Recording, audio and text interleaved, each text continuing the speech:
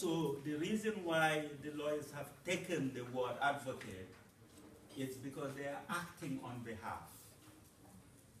So advocacy is acting on behalf. That's one key element. So it's about representation, acting on behalf.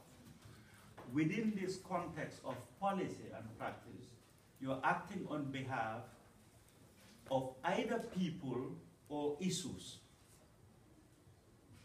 Lawyers tend to act on behalf of people. In policy, you are acting on behalf, it can be either people or issues. Mostly, it's about issues.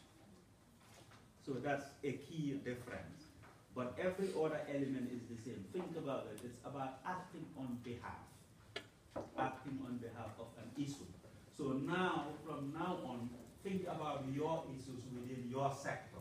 Those of you interested in general business, in solar energy, in health, in education, acting on behalf of those issues.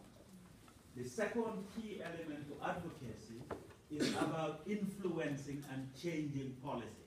So you are acting behalf on an issue to influence and change policy, hopefully favorably for the benefit of all, not just you.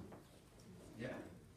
And thirdly is what strategies can you adopt and apply? So the broad strategies and the techniques you can apply to have that influence. So these are the broad elements, and we're interrogating more and discussing more, mainly through questions. So if we come to the first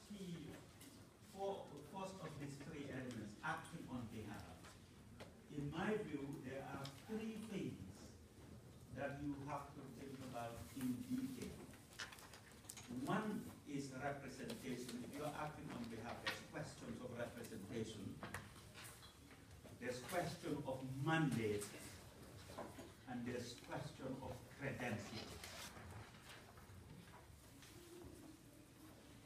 So, on representation, if we are acting on behalf, I'll read out the questions, and I want you to think about it, and I want you to write notes on what your responses may be.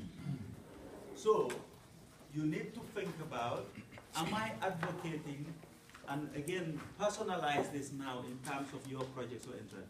Am I advocating for definitive and identifiable group of people? Because it's possible you're not dealing with people.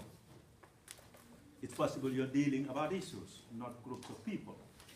So, am I advocating on discrete public policy issues, including ideals, values, concepts, socio-economic and development propositions? So, see where you fall. Whether on the representation you fall broadly on representing people or issues. That's the first definition you try to make. Yeah? And think about it also in the next 3 to 5 years. Is it going to be broadly remaining like that? And is there a crossover between advancing the case of identifiable subjects being people and objects being issues? So in short, are you advocating on subjects, that's people, or objects, issues?